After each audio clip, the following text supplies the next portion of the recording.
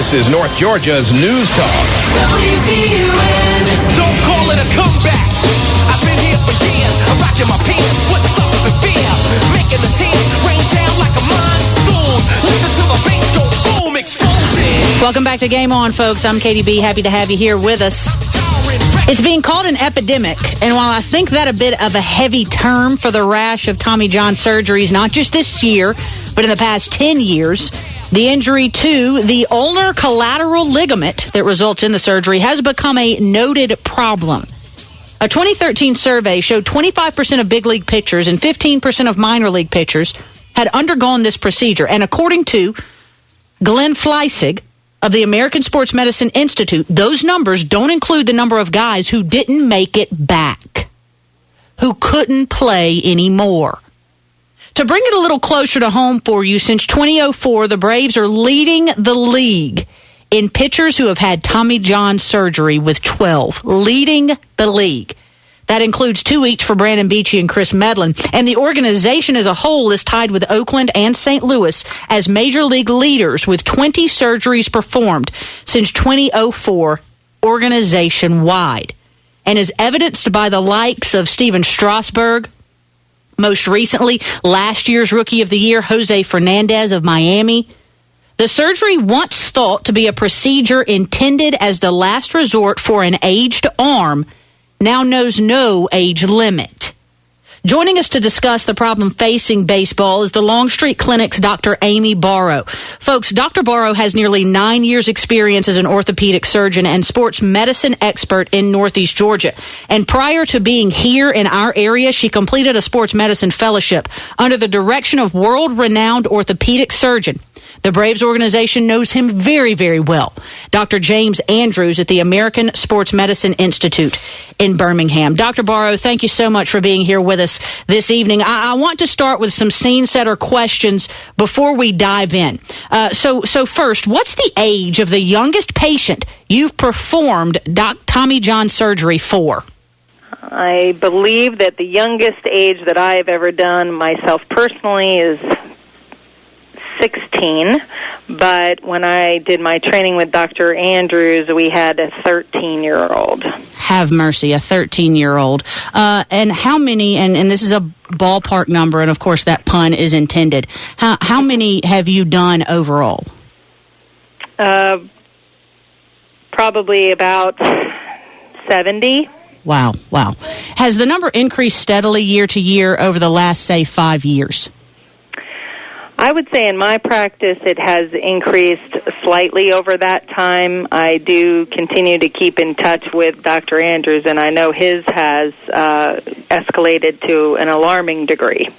Yeah, I'm actually looking at the numbers from the major leagues, and just 3 organizations since 2004 have had 20 each Tommy John surgeries. And obviously, when we're talking about the Atlanta Braves, he's been involved in the majority of those.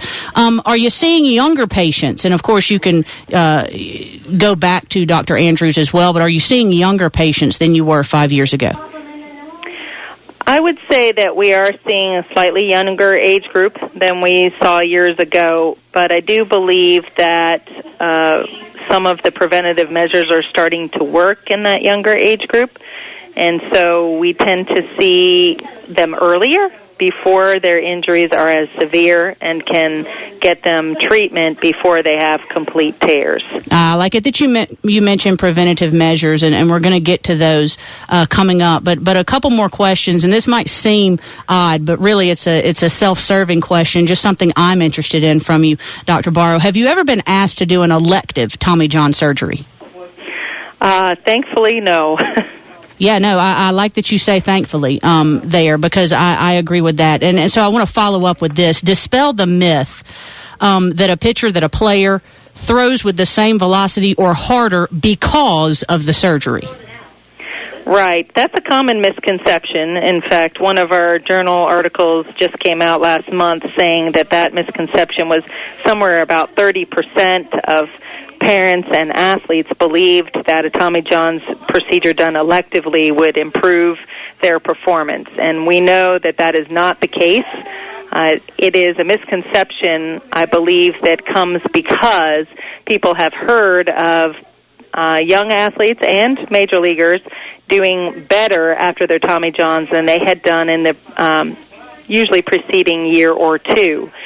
We believe that the reason why that is the case is that they have lost their velocity or their potential velocity when we're dealing with younger athletes, and that the Tommy Johns just gets them back to the level that they were playing or would have been playing if they hadn't had that injury.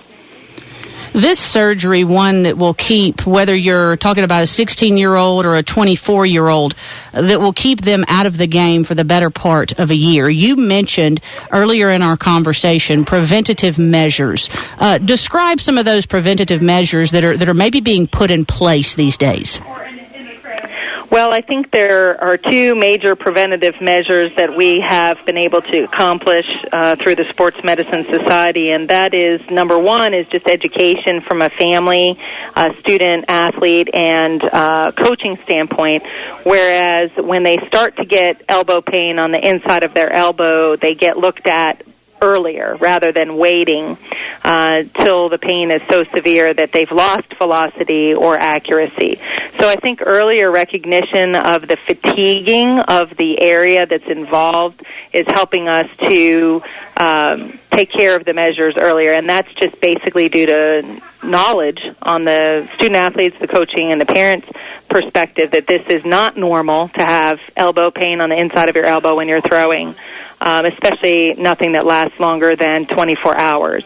And so that is helpful. So the education is number one. And number two, from an educational standpoint, but also from a standpoint of policy, has been the pitch counts that Dr. Andrews has put in to educate everyone. That's been a long time, well over a decade that they started doing that. But it's very hard to get people to come around to accepting those sorts of measures. When you put a limit on something, it's hard to get people to accept it. So though he instituted that policy years ago, and the American baseball across this entire country has instituted that policy, the enforcement of the policy, I think, has been more recent than that. So pitch counts, which are based upon age, and also based upon, to a certain extent, level of maturity. And so that's been helpful, as well as educating family members and the young kids on the dangers of breaking balls at an early age. Although more recent data is suggesting that the breaking balls are more dangerous for the shoulder than they are for the elbow, and that the ultimate fastball is the issue for the elbow. And so the most recent push on Dr. Andrews' part has been to try to get students, coaches, parents to stop focusing on the speed of the fastball of these younger kids and younger high school kids, and that he would love it if they would ban the speedometers that they're tracking these kids with, because he strongly feels that if we stopped seeing how fast these kids were pitching, that a lot of these kids would no longer have injuries. I had on my show last week a former Major League pitcher, was in the league for 7 years with the St. Louis Cardinals, Chris Carpenter, and he brought up the fact that kids aren't being taught how to properly pitch. They're sort of just being thrown out there and told to throw the ball as hard as they can, and that location and ball movement have given way to, and you just mentioned it, a radar gun mentality. The elasticity of the arm sits well behind the strength of the arm. Should the focus be, in your opinion, and I think you pretty much just answered this, but pare it down some more, should the focus be on the weight room if you want to be a sustainable pitcher, or on flexibility? Well, I think that we have to deal with both, although there are certainly problems that you can give yourself in the weight room. We have seen previously young athletes doing inappropriate weight training that has put them at higher risk for elbow and shoulder problems in baseball. It is not the same sort of training that you want to do on their high school football program. It's not all about strength training. Baseball is much more about core, and these kids need to learn about their core strength.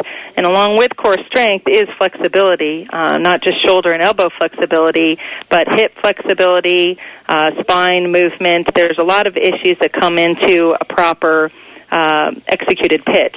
And certainly core weakness, inflexibilities in the hip and the pelvis, and in the abdomen and the core do have a lot to do with the problems with these injuries. It is not how hard you throw the ball through your arm, it's how hard you throw the ball from the ground up. So the core is much more important than arm strength, and I think that's where we've sometimes run into problems in the past. So both are necessary. I think the biggest problem with strength training can be that it is inappropriately done, that most of our strength training coaches are, and this is not just true on the high school level, we see it even in Division I college athletics, focus more on strength training for sports such as football, and that can actually harm our baseball players. Yeah, they're looking at biceps, triceps, quads, hamstrings, and like you mentioned, not necessarily focusing in on the core. I want to wrap up by asking you this. There have been immeasurable advancements in Tommy John surgery thanks to your predecessor, your mentor, Dr. James Andrews, and people like you who are thankfully working in our community. What do you see, though, as needing to be the biggest advancement in knowledge about Tommy John surgery and knowledge of preventative medicine to make sure that we're not, a decade from now, seeing numbers increase the way that we have in the last decade? Well, I think that the biggest advancement is going to be in education on the families. One of the alarming things that we have found, and this is not just a problem with baseball, but a problem with all young student athletes, and I have a daughter in soccer, so we see this in that situation as well. It comes down to the year-round training of one sport. We focus these children on year-round training in one sport way too early, and the problems with that leads to muscle imbalances, it leads to flexibility issues in certain areas, and it also doesn't allow their bodies the time to rest and recuperate. And I'm sure that the major league pitchers that you've spoken to before will tell you that they don't throw the baseball year-round. They have a break that's designed into their programs, and when they were younger, they had that designed into their programs when they were younger, and that kids playing year-round, whether it's baseball, softball, soccer, tennis, we see increased overuse injuries in these students and athletes at young ages because of too much concentration too young. I got to tell you, Dr. Barrow, your insight is invaluable. And I do hope that parents out there are taking your words to heart. I hope that young athletes out there listening are. More importantly, I hope that coaches of our youth out there listening are taking your words to heart. I can't tell you how much I appreciate you taking time out of your busy schedule to be with us this evening, and I hope you have a great rest of the week. Thank you. It was my pleasure. Dr. Barrow mentioned a few minutes ago the pitch counts by age. And I looked up some stats, and I want to bring them your way before we go to break, folks. It's the USA Baseball Medical Safety Advisory Committee that she was talking about. And these are on Dr. James Andrews' recommendations. But they recommend a limit of 50 pitches per game, 2,000 pitches per year for 9 and 10-year-olds. 75 pitches per game, 3,000 per year for 11 to 14-year-olds. And the limit rises to 90 at ages 15, 16, and 105 for ages 17, 18, with no more than 2 games a week. Isn't it scary that we've had to come up with standards like this? Because young athletes are being pushed so hard. Because young athletes are pushing themselves so hard. We're going to podcast this interview with Dr. Amy Barrow from the Longstreet Clinic. And I hope if you heard it and you think somebody else needs to hear it, you'll share the link with them. Because when I say that was invaluable insight, I mean that exactly. When we come back, folks, we're going to continue your nightly dose of sports talk on North Georgia's News Talk, known as Game On WDUN.